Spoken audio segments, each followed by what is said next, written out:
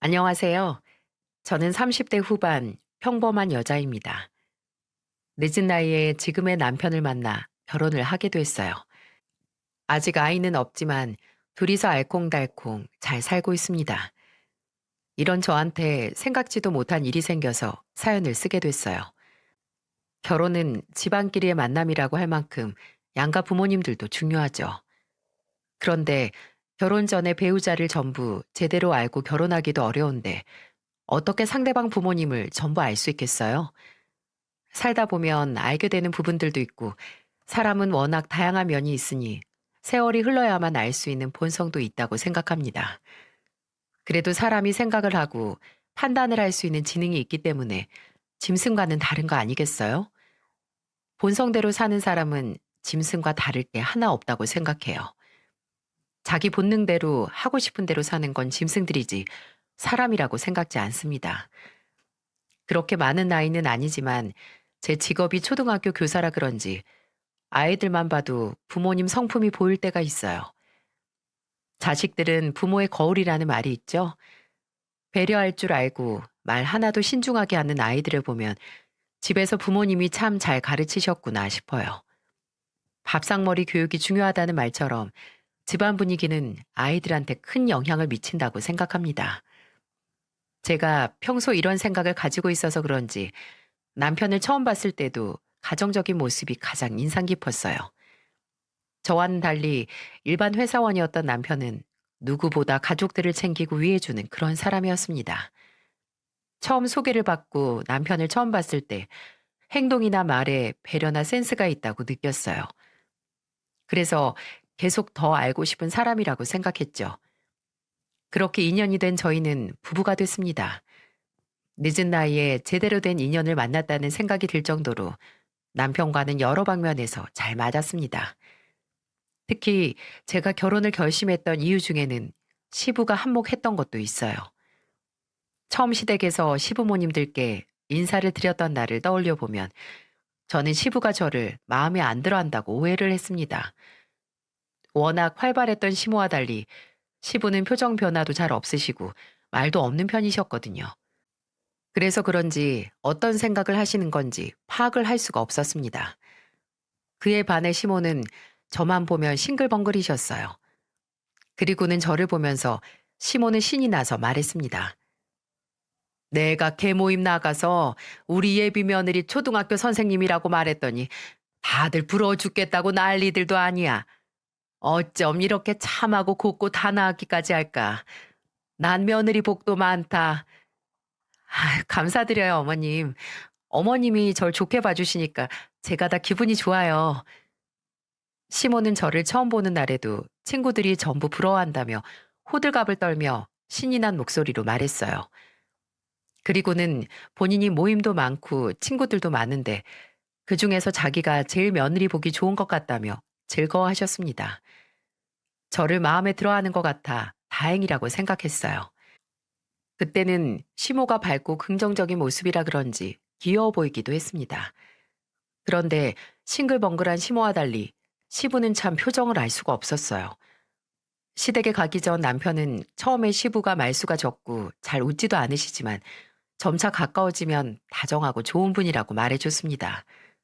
그런데 처음 만난 자리에서 본 시부는 조금 당황스러웠어요. 건설 현장에서 일하는 시부는 까맣게 그을린 피부에 조금은 센 인상이셨어요. 그래서 들뜬 목소리로 쉴 새 없이 말하는 시모 옆에 가만히 앉아 계시는 시부를 보면 혹시나 내가 실수를 했나 싶기도 했어요. 그렇게 처음 시댁에서 인사를 드리고 집으로 돌아가는데 저는 뜻밖의 문자를 하나 받았습니다. 바로 시부였어요. 시부는 남편한테 제 번호를 물어보고는 제게 문자를 보냈던 거였습니다. 문자를 확인하고 저는 마음이 참 따뜻해졌어요. 문자에는 이런 내용이 담겨 있었습니다.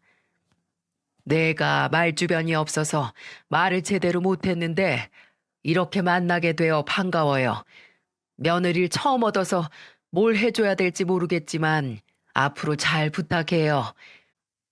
시부가 보낸 문자를 보자 저는 흐뭇해졌어요. 남편이 말 하나도 신중히 하는 모습은 시부를 닮았구나 싶었습니다. 그리고 시부가 며느리라고 불러주시니까 정말 가족이 된 기분이었고요. 그리고 정말로 결혼 후 시댁을 자주 왕래하며 지내다 보니까 시부와도 금세 가까워졌습니다. 그래서 결혼 후에는 시모보다 시부와 더 가까울 정도였죠. 시부가 건설 현장에서 일하다 보니까 일이 생기면 지방에 오래 머무는 일이 많았어요. 그래서 시부가 장기간 다른 지역으로 간다고 하면 남편이 시부 짐을 살뜰히 챙겼습니다. 참 딸 같은 아들이었어요. 남편이 시부를 대신 챙기고 있던 이유는 시모가 활동적이라 그런지 모임도 많고 이것저것 배우는 것도 많았습니다. 일주일에 나가는 모임만 3개씩 있을 정도였죠. 그때만 해도 남편은 그런 시모를 보면서 이렇게 말했어요. 집안에 아들 둘에 아빠까지 남자만 셋 있으니까 엄마가 답답하셨나 봐. 모임 한번 나가기 시작하더니 여기저기 많이 다니시는데 차라리 집에만 계시는 것보다 나은 것 같아. 그래도 아버님 지방에 한 번 가시면 오래 계시는데 출발 전에 같이 밥이라도 먹으면 아버님도 든든해 하실 텐데. 아버지 그런 거 신경 안 쓰셔. 내가 해드려도 하지 말라고 하시는데 뭘. 말은 그렇게 하셔도 마음은 다를 수 있지. 아버님 지방에서 다시 올라오신 날에는 도련님까지 불러서 같이 다 밥 먹자. 제 말에 남편은 좋은 생각이라고 기뻐했습니다. 그쯤이 마침 시부 생신이었고 결혼하고 처음 오는 시부 생신이라서 제가 한 끼 잘 차려드리고 싶었어요. 그렇게 시부가 출장을 끝내고 집에 오던 날이 됐고 저는 시모한테 며칠 전부터 미리 시부 생신에 다 같이 밥을 먹자며 말했습니다. 그런데 시모는 제 말에 요즘 바쁘다면서 시간이 되면 같이 먹겠다고 하는 거예요. 처음에는 이해가 잘 안 갔죠. 보통은 시부 생신이라고 하면 시모가 나서서 더 챙기려고 한다는데 시모는 조금 달랐어요. 게다가 제가 시부 생신날 집에서 밥을 먹자고 하니까 제게 전화해서 이런 말을 하더군요. 네 시아버지 미역국 안 좋아해. 그 사람 워낙 공사판을 오래 다녀서 그런가 입맛이 국밥 타입이야. 뭐 차릴 것도 없이 국밥집 가면 딱일 것 같은데. 그래도 저 결혼하고 처음 오는 시아버지 생신인데 미역국이라도 챙겨드리고 싶어요. 너 은근 유난이다. 나도 가만히 있는데 네가 그런 거 챙기면 내가 뭐가 되겠어? 아니에요. 제가 처음이라 챙겨드리고 싶어서 하는 거니까 너무 신경 쓰지 마세요. 제가 준비하고 있을 테니까 늦게라도 꼭 오세요. 나이 들면 가족들 다 모여서 밥 먹는 게 그렇게 의지가 된다고 하는데 올해 집 비우셨으니까 저희가 모여서 밥 한번 먹으면 좋잖아요. 시모는 제 말에 약속 하나 취소해야 된다며 투덜거렸어요. 저는 오히려 시모가 이해가 가질 않았습니다. 아무리 모임이 즐겁고 친구가 좋아도 보통은 가족을 챙기는 게 먼저 아닌가 싶었죠. 모임이 즐겁고 좋아도 그냥 날도 아니고 시부 생신인데 대충 국밥으로 때우자는 말에 놀랐어요. 그래서 저는 시모가 혹시 부담을 느끼는 줄 알고 제가 챙길 테니까 신경 쓰지 마시라고 했죠. 그랬더니 시모는 마지못해서 알겠다고 하고 전화를 끊었습니다. 남편과 저는 노느라 바쁜 시모를 대신해 둘이 힘을 합쳐 시부 생일상을 준비했어요. 근데 정말 시모는 노느라 바쁜 사람이라는 말이 딱이었습니다. 제가 대충 듣기만 해도 시모는 각종 모임도 많았고 노래교실도 있는 데다가 운동 모임까지 있었죠. 그날도 노래교실 빠질 수 없다며 시모는 가족들 다 모이고 한참 뒤에나 나타났어요. 그런 시모를 제일 탐탁지 않아 했던 건 시동생이었습니다. 시부가 3주 정도 지방에 있다가 다시 집으로 돌아오던 날이 생신이었는데 시모가 한참 뒤에나 나타나니까 화가 난 듯 보였어요. 오히려 시부보다 시동생이 더 화가 나 보여서 조금 의아했습니다. 그런데 시동생은 그동안 참았던 화를 터뜨리듯 뒤늦게 나타난 시모를 보며 말했어요. 엄마는 왜 이런 날도 노래교실 나가요? 형수님이랑 형 둘이서 국 끓이고 상 다 차렸잖아. 누가 하면 뭐가 어때서? 내가 한 것보다 더 잘 먹었네. 아빠 3주 만에 집에 오셨고 오늘 심지어 생신인데 노래교실 그거 하루 빠진다고 무슨 일 나는 것도 아니고 나는 엄마 그럴 때마다 답답해 진짜. 너는 네 엄마가 집에서 우울하게 있었으면 좋겠다는 거야? 그런 말이 아니고 이런 날은 가족들끼리 있었으면 좋겠다는 거잖아. 됐어 이놈아. 자식놈들 키워봐야 돈 버는 니들 아빠만 부모지. 내가 서운해서 못 살겠다. 시모는 갑자기 울먹이면서 말했고 그런 시모를 보고 시부는 한숨을 쉬었습니다. 평소 시동생이 시모와 사이가 안 좋았어요. 좋은 마음으로 준비했던 시부 생일인데 분위기가 안 좋아지니까 마음이 불편했습니다. 그래도 시부는 제가 처음으로 준비한 생일상이 입맛에 맞다면서 좋은 말만 해주셨어요. 특히 미역국이 너무 맛있다면서 칭찬을 아끼지 않으셨고요. 이런 시부의 말에 분위기가 조금은 풀렸네요. 그렇게 조금은 불편했던 자리가 끝나고 뒷정리를 하는데 시모가 슬쩍 저한테 오더니 이렇게 말했습니다. 너는 왜 번거롭게 이런 일을 만들어서 나까지 욕먹게 만들어? 네? 저는 어머님 불편하라고 그런 게 아니라 아버님 생신이시라 준비한 건데 이렇게 될 줄 몰랐어요. 내가 바쁘다고 했으면 안 했어야지. 앞으로는 나 바쁠 때 이런 거 하지 마. 그런데 어머님이 워낙 바쁘셔서 맞추기 힘들잖아요. 그냥 이런 걸 하지 마 좀. 손만 많이 가고 힘들어 죽겠네. 저는 시모의 말에 정말 당황스러웠어요. 제가 시모 욕먹으라고 자리 마련한 것도 아닌데 이해를 할 수가 없었습니다. 계속 주방에서 투덜거리면서 움직이는 시모를 본 시부가 그만하라면서 한 소리 하자 멈췄어요. 그리고 시부는 괜히 눈치 보는 저를 보면서 이렇게 말했습니다. 우리 며느리가 고생했어. 내가 아들 장가를 잘 보냈더니 이런 호사를 다 누려보네. 아주 맛있게 잘 먹었다. 고맙다 아가. 아버님이 잘 드셨다니까 다행이에요. 다음에는 근사한 곳에서 외식해요. 그러자. 요새 안 그래도 자주 집을 비우니까 정신도 없고 피곤했는데 기운이 좀 나네.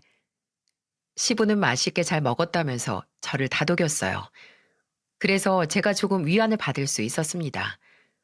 그런데 그런 시부를 보면서 시모는 저를 노려봤어요.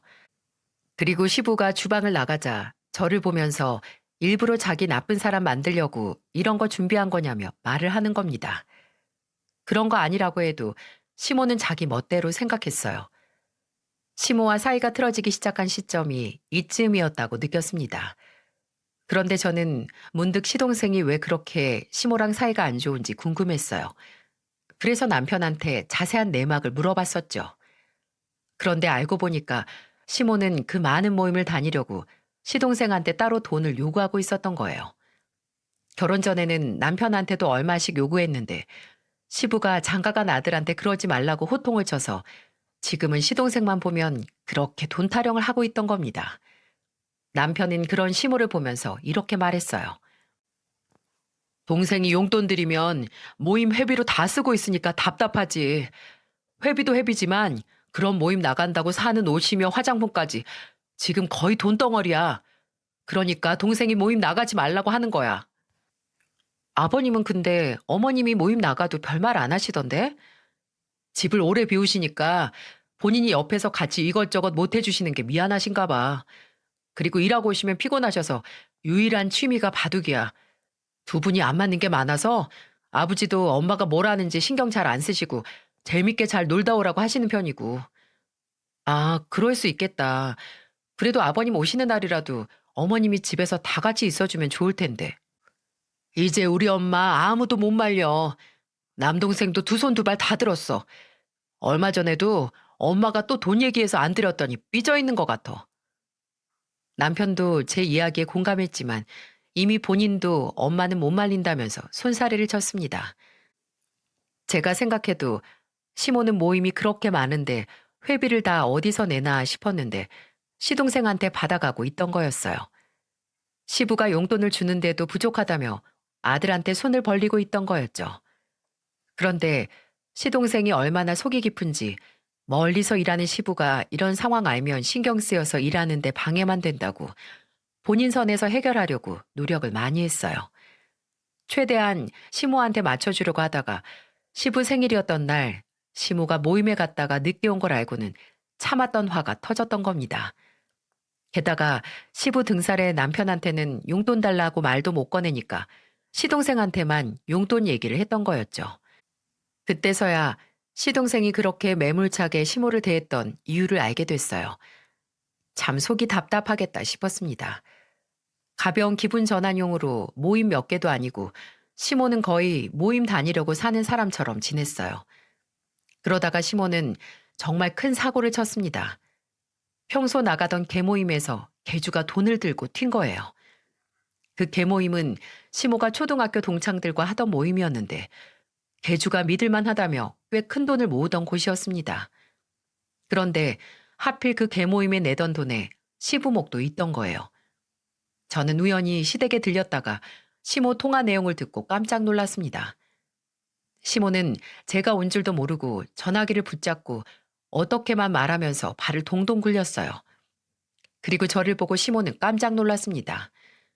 상황을 수습해 보려고 횡설수설하다가 저를 보면서 설득하려는 듯 저에게 시모가 이렇게 말했어요. 일단 내가 해결할 테니까 네 시아버지한테는 절대 말하지 말어. 어머님, 방금 전화로 그 돈에 아버님 목도 있다고 하셨잖아요. 일단 숨기지 말고 의논해 보면 어때요? 이 사실 알면 네 시아버지가 날 죽이려고 들 거야. 내가 잡아올 테니까 신경 쓰지 마. 작정하고 튄 것 같은데 정말 괜찮으시겠어요? 내가 알아서 한다면 해. 넌 그냥 모른 척하고 있어. 시모는 저한테 말하지 말라면서 신신당부를 했습니다. 시부는 이런 상황을 정말 까맣게 모르고 있는 것 같았어요. 한 번씩 저한테 시모 따라서 개모임에 돈 모으는 게 있는데 목돈 들어오는 날 저한테 근사한 옷 한 번 사주겠다며 말씀하셨죠. 거의 한 달을 시모가 숨기고 있었어요. 그러던 어느 날 태풍으로 일정이 변경된 시부가 말도 안 하고 집에 오는 바람에 시모가 개모임 사기를 당했다는 걸 알게 됐습니다. 시부가 오는 줄도 모르고 집에서 도망간 개주 잡겠다고 사방팔방 전화를 돌리고 있었어요. 이미 경찰에 신고도 했었지만 가만히 있을 성격이 아닌 시모가 넓은 인맥을 이용해서 도망간 개주 행적을 쫓고 있었죠. 그런데 그 내용을 집에 갑자기 온 시부가 전부 다 듣게 된 거예요. 그 상황에 시모도 당황해서 숨겨보려 했지만 전부 알게 된 시부가 시모한테 앞으로 개모임 한다고 한 번만 더 떠들면 가만 안 두겠다고 호통을 쳤다고 했습니다. 그런데 종로에서 뺨 맞고 한강에서 눈 흘긴다는 말처럼 시모는 갑자기 불똥을 저한테 던졌어요. 지금 생각해도 참 어이가 없는 억측이었습니다. 시모는 시부랑 한바탕 하고는 저한테 전화해서 화를 내며 말했습니다. 내가 그렇게 말하지 말라고 신신당부를 했는데 네가 다 잃은 거지? 그래서 갑자기 집에 온 거잖아. 저 아니에요, 어머님. 제가 듣기로 아버님 태풍 때문에 당분간 일 못 하신다고 그러셨어요. 그럼 나한테 미리 말을 했어야지. 너만 알고 있으면 내가 어떻게 알아? 어쩔 거야? 네 시아버지가 앞으로 모임도 가지 말고 개모임도 전부 그만하라는데 네가 책임질 거야? 저 솔직히 제가 뭘 잘못했나 모르겠어요. 그리고 제가 개주 보고 도망가라고 한 것도 아니고 왜 그러세요? 너 줄 서려면 똑바로 제대로 서. 네 시아버지가 지금은 저렇게 정정해도 나중에 아파서 몸져 누우면 시댁에서 내 말이 곧 법이 될 텐데 지금 너 그런 식으로 시아버지만 챙기다가 후회하는 날 꼭 온다. 마음대로 생각하세요. 그리고 무슨 줄을 선다고 그러세요. 저는 그냥 제 할도리 하고 사는 거예요. 어머님이 어떻게 생각하셔도 저는 상관없으니까 마음대로 생각하세요. 저는 황당한 시모 말에 기도 안 찼습니다. 개모임이 망쳐진 걸 왜 저한테 그러나 이해를 못했어요. 결국 시모는 개주도 못 잡고 돈을 전부 날린 꼴이 됐습니다. 시부는 시모한테 개모임 전부 다 그만두라면서 호통을 쳤어요. 특히 시동생은 시모가 결국 그 많은 모임에서 이런 사고를 치니까 앞으로는 정말 아무것도 안 해드린다면서 화를 냈습니다. 그런데 시모는 결국 시댁 식구들이 전부 외면하니까 남편을 찾기 시작했어요. 워낙 가족이라면 끔찍하게 생각하는 사람이라는 걸 잘 알던 시모가 이걸 이용하려고 했던 겁니다. 참 기도 안 차요. 그때 시모가 저희 집을 찾아와서는 갑자기 우는 목소리를 하면서 남편을 붙들고 이렇게 말했습니다. 너 알지? 나 갱년기 우울증 예전에 정말 심했던 거. 그런데 이번에 모임도 하나도 못 가니까 그때처럼 다시 마음의 병이 생긴 것 같아. 그나마 모임 다니면서 숨통 좀 튀었던 건데 이제는 살 희망이 없어. 엄마, 왜 그래? 아들들 멀쩡하게 잘 커서 회사 다니고 있고 아버지도 아직 건강하시잖아. 너무 안 좋게만 생각만 말고 이제는 가족들이랑 더 시간 많이 보내자. 너는 회사 다녀서 모르지. 가족들만 보고 사는 게 얼마나 힘든데. 한평생을 너희들 키우느라 이렇게 늙어버렸는데 이제는 내 인생도 못 살고 너무 답답해. 산이라도 다니면 좋을 텐데. 산이요? 주말에 나랑 가자. 내 말 뭘로 듣는 거야? 한평생 너희들 키우느라 가족들만 보고 사는 거 답답하다고 했잖아. 동네 등산 모임 하나 생겼다는데 나 거기 가입 좀 시켜줘라. 회비도 얼마 안 하더라. 또! 아이, 아버지가 모임 그만하라고 했잖아. 그나마 다니던 모임도 다 막히지 말고 다니던 거나 다니셔. 네 엄마 죽는 걸 보고 싶어서 그래? 그 모임 하나 그게 뭐라고. 나도 새로운 사람들 만나면서 살고 싶다고. 갑자기 시모는 남편한테 등산 모임 얘기를 꺼냈어요. 그렇게 시부가 모임 좀 그만 다니라고 당부까지 했고 돈도 꽤 큰 돈을 날렸는데도 시모는 또 모임을 가입하려고 하는 겁니다. 그때는 정말 저까지 시모가 답답할 지경이었어요. 남편도 그런 시모를 보면서 진절머리 난 표정이었고요. 오로지 그때 시모만 울먹이면서 간절한 목소리로 말했어요. 어찌나 절절한지 표정이랑 목소리만 보면 마치 죽을 병 걸려서 살려달라고 빌고 있는 사람이라고 보여질 정도였죠. 산에 다니고 싶으면 남편이 같이 가주겠다고 해도 이제는 가족들 말고 새로운 사람들이랑 다니고 싶다면서 말했어요. 저는 그런 시모를 보면서 하나 대책을 생각해냈습니다. 자식들 키우느라 이제는 가족들 말고 새로운 사람들과 시간을 보내고 싶다는 말을 들으니까 저랑 산에 다니면 되는 게 아닌가 싶었어요. 그래서 저는 울먹이면서 남편한테 모임 얘기를 하고 있는 시모한테 이렇게 말했습니다. 어머님, 등산 모임 회비도 있고 한 번 큰 산 갈 때마다 버스비에 밥값에 나가는 돈도 생길 거 아니에요. 그럼 저랑 가요. 제가 주말에 어머님이랑 산도 가고 내려와서 같이 도토리묵도 사드릴게요. 너랑 가라고? 산을? 저도 일만 했더니 운동 좀 해보려고요. 체력이 좋아야 일도 오래 하죠. 나는 꽤 높은 산 갈 건데 너 갈 수 있어? 어머님, 저 암벽 등반도 했었어요. 걱정 마시고 저랑 가요. 무슨 산을 며느리랑 가? 재미없게. 저랑은 산에 간 적 없으시잖아요. 그러니까 저랑 가요. 됐어. 너는 그렇게 눈치가 없어서 어떻게 애들을 가르치고 사나 모르겠다. 시모는 시부 몰래 등산 모임 가입하려고 갖은 수를 다 동원했어요. 그동안 다니던 모임도 한두 개가 아니었고 가족들 중에도 제일 발이 넓었던 사람이 시모였습니다. 그런데 이제는 가족들 말고 새로운 사람들이랑 교류하면서 지내고 싶다는 시모 말이 이해가 안 갔어요. 게다가 시모는 그동안 충분히 가족들보다 모임으로 보내는 시간이 더 많던 사람이었죠. 가족들보다 외부에서 보내는 시간이 더 많던 시모였는데 갑자기 왜 저렇게 말하나 이해가 안 갔습니다. 그래서 제가 저랑은 산에 같이 간 적 없지 않냐면서 제가 먼저 같이 가자고 말했어요. 그런데 시모는 왜 저랑 산을 가냐며 눈치가 없다고 하는 겁니다. 이 말 자체가 저는 모순같이 들렸어요. 정말 산이 목적이면 저랑 가도 상관없는 거 아닌가요? 하지만 시모는 모임 자체보다 밖에서 사람들을 만나면서 즐기고 노는 걸 더 좋아하는 사람이었죠. 그렇게 한동안 시부가 못 가게 막은 덕에 시모는 집에만 있게 됐어요. 용돈도 거의 끊어져서 시모는 나갈 돈도 없었죠. 시동생도 워낙 시모가 모임 나가는 걸 싫어했던 터라 시부 의견에 따라서 아예 시모한테 조금의 용돈도 안 드렸습니다. 그러니 시모가 어딜 나갈래도 돈이 없어서 못 나갔죠. 그런데 이때 가장 고생한 사람이 아이러니하게도 저랍니다.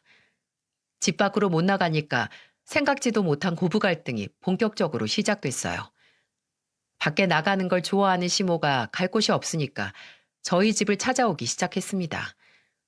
왔는데 문전박대할 수도 없고 문 열어드리면 거실 소파에 앉아서 TV를 보셨어요.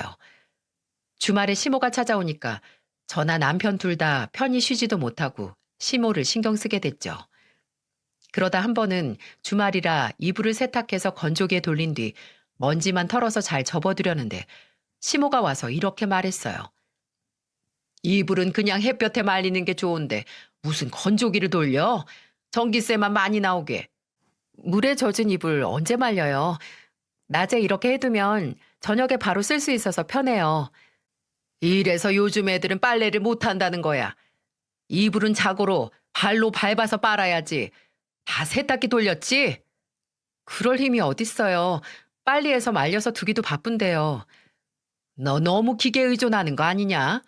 아까 보니까 수건도 그냥 빨래통에 있던 거 전부 세탁기에 털어넣던데 손으로 한 번씩 애벌 빨래를 해서 세탁을 했어야지. 그동안 그렇게 해도 별탈 없이 잘 지냈어요. 그리고 남편도 빨래로 예민한 편 아니라 괜찮고요. 다 네가 말이 이렇게 많으니까 못하는 거지.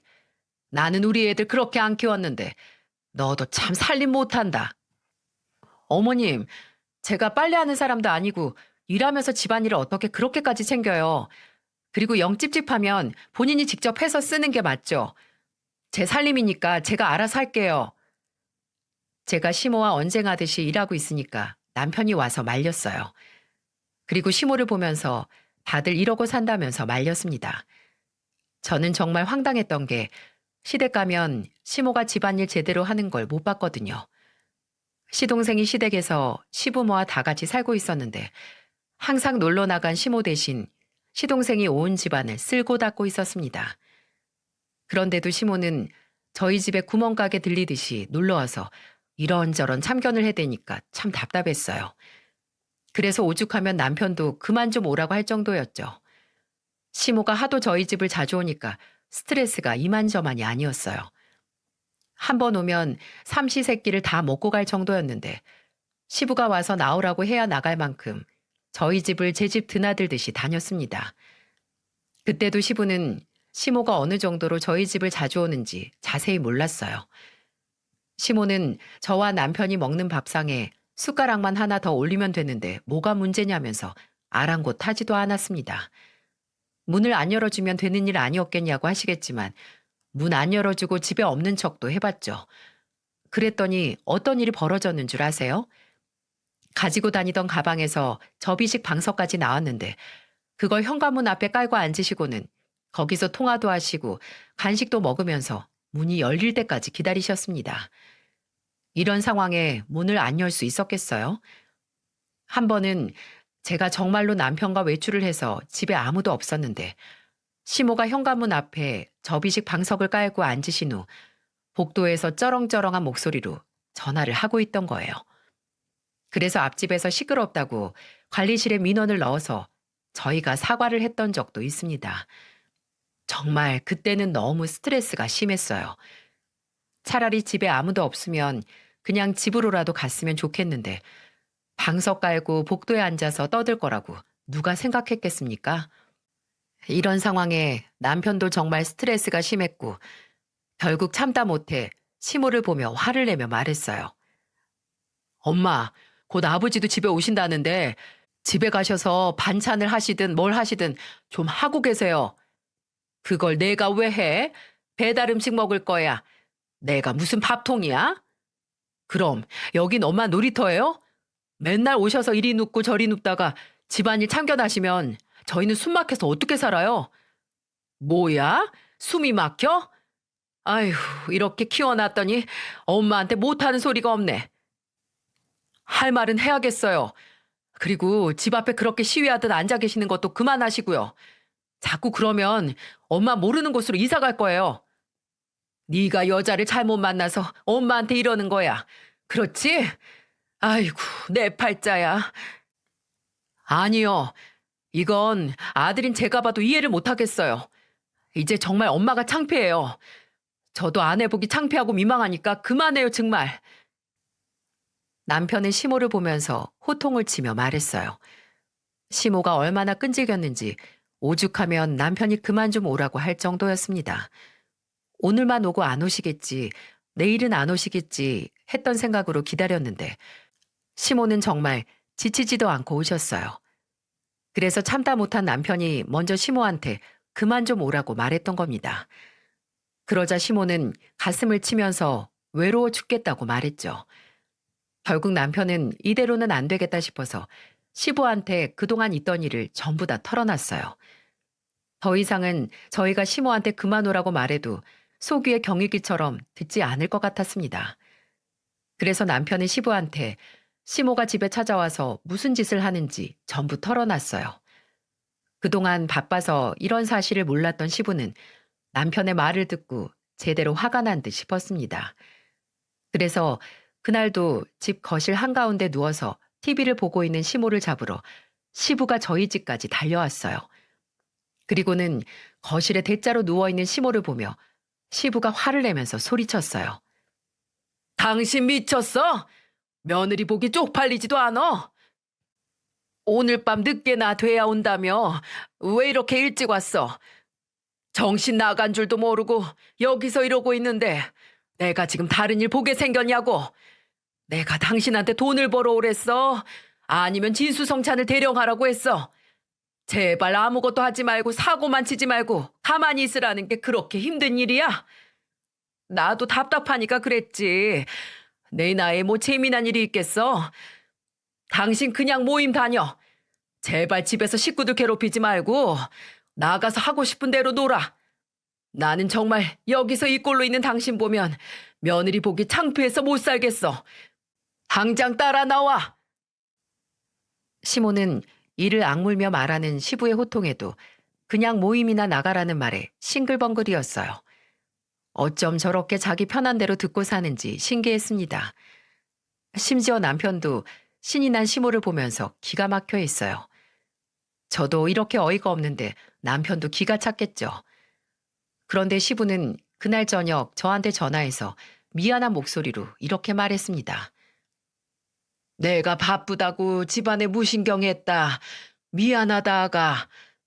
아버님 바쁘신 거 알아서 말 안 하려고 했는데 죄송해요. 아니야. 이런 일 있으면 꼭 나한테 말해라. 나 아니면 네 시어머니 말릴 사람 없어. 그러니까 언제든 편하게 나한테 말해. 그날 시부는 저한테 시모랑 무슨 일 있으면 꼭 자기한테 말하라면서 신신당부를 하셨어요. 집을 자주 비워서 놓치는 게 많다고 말해주면 언제든 들어주겠다며 시부는 저에게 편히 말하라고 하셨죠. 그런 시부가 있어서 참 든든했어요. 남편도 일단 시부한테 말하고 나니까 시모가 집에 안 와서 너무 편하다고 할 정도였습니다. 아무래도 시모가 저희 집에 오면 남편이 중간에 눈치를 많이 봤어요. 결국 시모가 저희 집에 방앗간처럼 들리던 일은 시부가 알아차리고 나서야 종결됐습니다. 그렇게 한동안은 별일 없이 잠잠했어요. 시모가 모임을 다니기 시작하니까 확실히 아무 일도 없었죠. 그런데 어느 날 여동생한테 다급한 전화가 왔어요. 여동생은 저한테 할 말이 있는 듯 횡설수설하며 전화를 했습니다. 산에 왔는데 제가 아는 사람을 만난 것 같다면서 안절부절했어요. 그래서 저는 동생한테 말했죠. 유나야, 무슨 일 있어? 왜 말을 못하고 횡설수설이야? 언니, 어떡해? 진짜 세상에 이게 무슨 일이야. 나 지금 북한산 왔는데 여기 언니 시어머니 있어. 아, 안 그래도 다시 모임 나가기 시작하셨어. 거길 기어코 가셨구나. 근데 너는 우리 시어머니 얼굴을 어떻게 그렇게 단번에 알아봐? 언니, 상견례 때도 보고 결혼식 때도 봤잖아. 그리고 지난번에 언니 집 갔다가 언니 집에서 누워있는 것도 봤는데 그 강렬한 인상이 잊혀지겠어? 근데 오늘 친구들 모임 가신다고 한 것 같은데 산을 가셨다고? 지금 난리도 아니야. 남편이랑 같이 등산 왔다가 지금 못 볼 거 본 것 같아. 언니 시어머니 지금 다른 남자랑 애정 행각 중이야. 어찌나 다정한지 누가 보면 부부 동반으로 온 줄 알겠어. 뭐라고? 네가 잘못 본 거 아니야? 아무리 그래도 그렇지. 난 못 믿겠어. 사진 보내봐. 알겠어, 언니. 그럼 우리 남편 얼굴은 언니 시댁에서 잘 모르니까 남편한테 찍어보라고 할게. 저는 여동생 전화에 심장이 쿵쾅거렸어요. 여동생이 잘못 본 거라고 믿고 싶었죠. 평소 사람들 만나서 놀기 좋아하는 시모였지만 외도를 할 사람으로 생각되진 않았습니다. 단순히 모여 놀기를 좋아한다고 생각했죠. 그런데 그때 여동생이 제부 도움으로 찍은 사진을 석장 보내줬는데 정말 기가 막혔어요.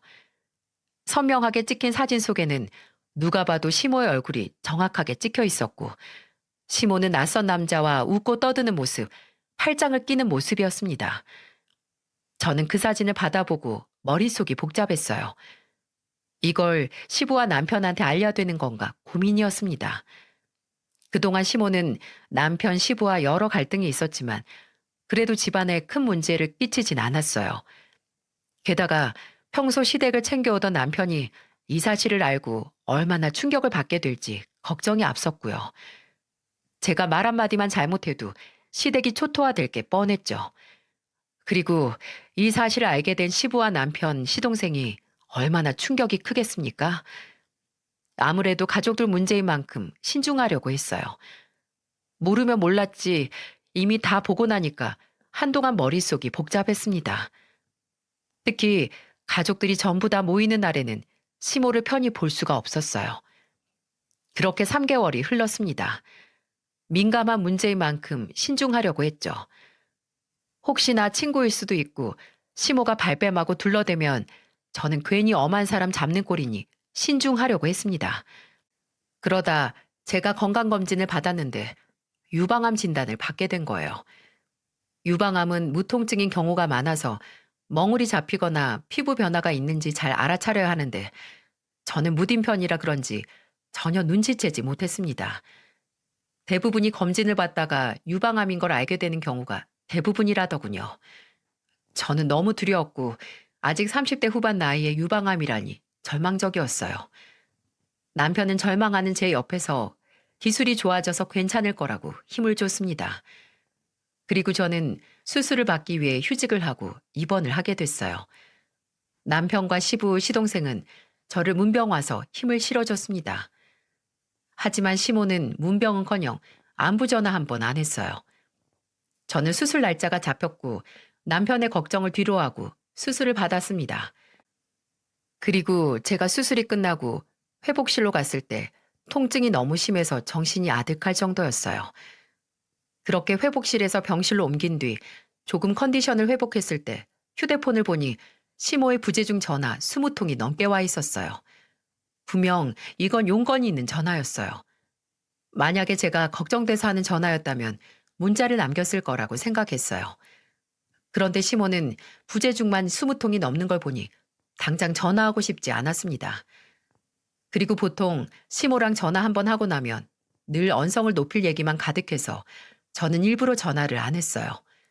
그러자 시모는 다음 날 병실로 저를 찾아왔더군요. 남편도 출근해서 혼자 병실에 있을 때 시모가 찾아온 거예요. 시모는 화가 난 얼굴로 저를 노려보며 쏘아 붙이는 듯한 목소리로 말했습니다. 너 이렇게 멀쩡한데 왜 내 전화 안 받아? 저 수술 받고 누워있잖아요. 그리고 며느리가 병실에 있으면 왜 전화 안 받는지가 아니라 괜찮냐고 먼저 물어보셔야 하는 거 아니에요? 너랑 그런 긴 말할 시간 없어. 나 3천만 빌려줘. 유방암이라면서? 아, 그럼 보험회사에서 챙긴 돈이 있을 거 아니야? 뭐라고요? 저 수술 받고 검사하는 돈이지 그 돈을 왜 어머님을 드려요? 저 어머님 드릴 돈 없어요. 그냥 나가세요. 나 갑자기 쓸 데가 있어서 그래. 오죽 급하면 너한테 이렇게 찾아왔겠니? 왜요? 뭐 때문에 급하신데요? 자세히 알 필요 없잖아. 너 당장 돈 없어도 학교 선생인데 대출 잘 나올 거 아니야. 어머님 아들한테 3천 해달라고 하세요. 근데 아마 말해도 소용없을 거예요. 제가 어머님한테 절대 돈 주지 말라고 했거든요. 네가 뭔데 내 아들이 양손에 쥐고 흔들어? 어쩐지 엄마라면 벌벌 떨던 애가 그런 돈 없다고 딱 잘라 말하는데 네가 시킨 것 같았어. 왜 내 아들을 지배하려고 들어? 지금 장난해? 그만 좀 하세요. 자식들이 무슨 은행 ATM 기계예요? 왜 틈만 나면 돈 달라고 돈 타령만 하세요? 그래서 도련님도 어머님 피하는 거잖아요. 왜 가족들이 어머님 부탁 거절하는지 생각해 본 적 있으세요? 본인을 먼저 한번 돌아보세요. 나 참 어이가 없다. 너 3천 빌려줄래? 인형 끊을래? 양자택일해라. 네, 아줌마 너무 고마워. 먼저 그렇게 말해주면 나야 고맙지. 인형 끊자는 시모 말에 얼른 고맙다고 했어요. 정말 제가 바라던 바였죠. 그런데 시모는 제가 인형 끊자고 아줌마라고 부르니까 눈을 부릅뜨고 화를 내기 시작했습니다. 그리고는 갑자기 저한테 베개를 들더니 저를 치는 거 있죠? 진짜 황당했어요. 그러면서 저한테 베개를 쥐고는 화를 내며 말했습니다. 네가 뭔데 나한테 아줌마라는 거야? 어? 너 그러고도 무사할 것 같아? 지금 뭐 하는 짓이에요? 소원대로 연 끊을게요. 아주 감사합니다. 진짜 지긋지긋했는데 이렇게 해방이 되네요. 진짜 저도 한 대 치고 싶은데 똑같은 사람 되기 싫어서 가만히 있는 줄이나 아세요. 세상에 베개로 병실에 입원한 며느리 때리고도 눈을 흘기면서 저를 잡아먹을 기세로 노려봤어요. 진짜 얼마나 화가 났는지 얼굴이 빨갛게 달아올릴 정도였죠. 정말 똑같은 사람 되기 싫어서 시모가 때려도 후회하게 될 거라며 화를 내는데 그쳤습니다. 제가 끝까지 삼천 못 해준다고 화를 내며 말하니까 시모도 결국 포기하고 병실을 나갔어요. 그리고 그날 저녁이었습니다. 시모가 낮에 와서 한바탕 휩쓸었고 저녁쯤이 되자 시부가 찾아왔어요. 시부는 저한테 괜찮냐며 안부를 물었습니다. 그리고는 컨디션은 어떠냐며 계속해서 제 상태를 물으셨죠. 저는 시부를 보자마자 3개월 전 여동생이 보내준 사진이 떠올랐어요. 그래서 시부와 이런저런 이야기를 하다가 넌지시 사진을 내미며 물었습니다. 아버님, 제가 사진 보여드릴 게 있어요. 혹시 아는 분인지 한번 봐주세요. 어머님이랑 친구분인지 저도 잘 모르겠어서 우선 아버님께 먼저 확인하고 싶었어요. 어디 보자. 아니, 이 사람이 왜 내 친구랑 있어? 시부는 사진을 보고는 깜짝 놀란 표정이었어요. 알고 보니까 사진 속 남자는 시부가 같이 바둑을 두던 사람이었습니다. 그리고 시부는 믿기지 않는 표정으로 말했어요. 나랑 바둑 두는 친구인데 셋이 몇 번 본 적이 있어. 이 여편에 요즘 이상하던데 뭐라고 돌아다니는 거야? 얼마 전에는 통장에서 친구 빌려준다고 1,000만 원도 빠져나갔던데 내가 제대로 알아봐야겠다. 우선 이건 우리 둘만 알고 있자. 내가 확실하게 알아보마. 네, 아버님 너무 걱정 마세요. 저는 시부 부탁으로 사진을 시부한테 전부 넘기고 모른 척 있었어요. 그리고 시부는 제가 보낸 사진을 들고 시모 뒷조사를 시작했습니다. 저는 병실에서 혼자 조마조마했어요. 남편도 이런 일은 꿈에도 상상 못할 것 같아 마음이 안 좋았습니다. 괜히 속이는 기분이 들기도 했고요. 그리고 제가 퇴원을 하고 집으로 가던 날 결국 불안했던 걱정은 현실이 됐습니다. 시부와 3, 4년째 바둑을 두던 사이였던 남자와 시모는 정말 바람이 났던 사이였어요. 제가 퇴원하고 집으로 오는 날 시부는 저희 집으로 와서 가슴을 치며 우셨습니다. 아무런 사실을 모르던 남편이 우는 시부를 일으키며 달랬어요. 그리고 무슨 일이냐며 물었죠. 시부는 남편의 손을 잡고도 한참을 우셨습니다. 그리고는 조금 진정이 되셨는지 남편과 저를 보며 말했어요. 내 인생이 너무 억울해서 눈물이 났다. 나는 그동안 정말 열심히 산 죄밖에 없어. 그런데 이 여편네가 내 친구랑 바람이 났다고 하면 내 인생은 대체 뭐가 잘못된 거냐? 뭐요? 바람이요? 설마 아버지 지금 엄마가 바람 났다고 하신 거예요? 그것도 아버지 친구랑요? 며느리가 보내준 사진 보고 내가 전부 알아봤어. 친구 빌려준다고 통장에 빼간 1,000만 원도 그놈 빌려줬고 며느리한테 3천 빌려달라던 것도 그 새끼 차 사주려던 거였어. 나만 모르고 주변에 그 여편네가 다니던 모임 사람들은 전부 눈치챘더라. 진짜 기도 안 찬다. 시부는 남편한테 제가 드렸던 사진을 건넸고 남편은 그 사진을 보고는 허탈한 듯 벙찐 표정이었습니다. 나중에 들어보니까 시모는 제가 유방암인 거 알고 돈 좀 있지 않겠냐면서 저를 찾아온 거였어요. 그리고 둘이 낡은 차를 바꿔서 드라이브 갈 생각에 들떠 있었다는 말까지 들으니까 저도 정말 뒤통수 한 대 얻어맞은 기분이었습니다. 솔직히 이 정도면 말로만 빌려달라는 거지 못 돌려받을 돈 아닌가요? 시부와 남편은 기막힌 사실에 화가 난 얼굴이었고 시동생까지 불러서 모든 사실을 다 말했어요. 진짜 온 가족이 시모의 외도에 뒤통수 제대로 맞은 상태였습니다. 남편은 갑자기 저한테 이렇게 말했어요. 당신 지금 우리 엄마한테 전화해서 3천만 원 준다고 집으로 오라고 해. 지금 돈을 빌려준다고 말하라고? 일단 여기 오게 해야지. 돈 빌려준다고 하면 신나서 오실 거야. 남편은 저한테 시모한테 거짓말로 돈 빌려준다고 말하라고 했습니다. 그러자 시모는 정말로 결국 빌려줄 걸 뭐하러 그렇게 쌀쌀맞게 말했냐며 지금 당장 가겠다면서 신이 나서 말했어요. 호랑이 굴러 오는 줄도 모르고 정말 쏜살같이 왔더군요. 심각한 분위기에 싱글벙글 나타난 시모는 가족들이 다 모여있는 걸 보고 당황한 표정을 지었어요. 그리고 남편은 시모를 보자 들고 있던 사진을 던지며 말했습니다. 엄마 갱년기 때문에 힘들었을 때 옆에서 내가 어떻게 했었는지 기억은 나? 그런데 돌아오는 게 고작 이거야? 이러고도 엄마가 사람이야? 아들, 내 말 좀 들어봐. 이거 다 모함이야. 나 정말 잠깐이었어. 잠깐이요? 그런데 1,000만 원도 모자라서 이제 며느리한테 3천만 원 받아서 차도 바꿔주려고 했다면서요? 이미 모임 사람들은 눈치도 챘던데 우리 가족을 얼마나 바보 취급하고 우스웠을까 생각하면 나 정말 용서 못해요. 엄마는 가정의 수치예요. 나가요 당장.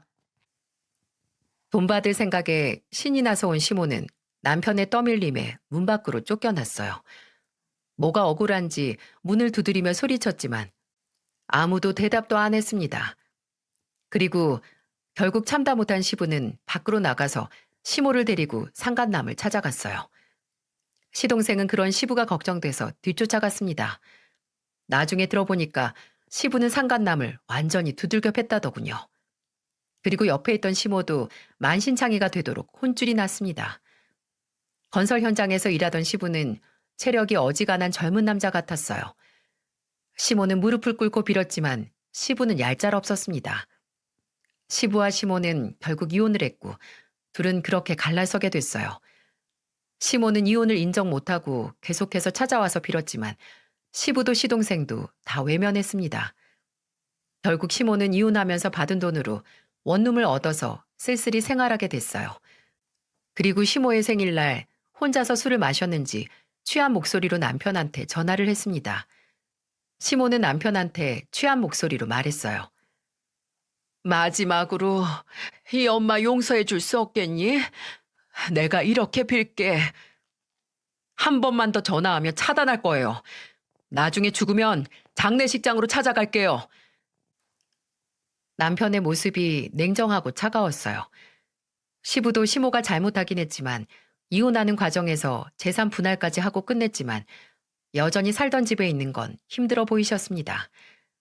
그래서 시동생과 둘이 다른 집을 알아보러 다니셨어요. 그리고 아픔을 잊기 위해 집에서 먼 곳에 있는 장소로 일을 하러 다니셨습니다. 며칠 사이 얼굴이 수척해 보일 정도였어요. 100세 시대라지만 60 중반에 왜 이런 짓을 벌이나 이해가 안 갔고 결국 가족들한테 전부 버림당했어요. 가정을 외면한 치욕스럽고 절망적인 대가였습니다. 의가 없는 부부는 맞지 않은 신발과 같다는 말이 있죠. 이미 깨진 신뢰는 다시 붙일 수가 없더라고요. 같이 산 세월이 한 번의 실수로 모두 무너지자 정말 세월이 무색하다는 게 실감이 났습니다. 사는 동안 두 분이서 서로 힘을 모아 아들 키우고 얼마나 잘 사셨겠어요. 하지만 시모의 잘못된 선택으로 결국 이런 최악의 결과를 보게 된 겁니다. 결국 부부는 끝까지 신뢰를 지키고 의리를 지켜야 하는 게 맞는 것 같아요. 한바탕 큰일을 겪고 난 후 저는 수술 후 관리를 통해 건강관리에 힘쓰고 있습니다. 그러다 문득 여기서 여러 사연 듣다가 꼭 전하고 싶은 말이 있어서 사연을 썼어요. 이혼 중 배우자 외도가 원인인 경우가 많다고 하는데 제발 가족들 생각해서라도 배신하지 않길 바랍니다. 남겨진 가족들도 힘든 고통을 이겨내야만 하는 큰 트라우마로 남았어요. 곁에 있는 가족들과 보내는 시간들을 소중하게 생각하고 행복했으면 좋겠습니다. 모두들 좋은 날들만 가득하길 바랄게요.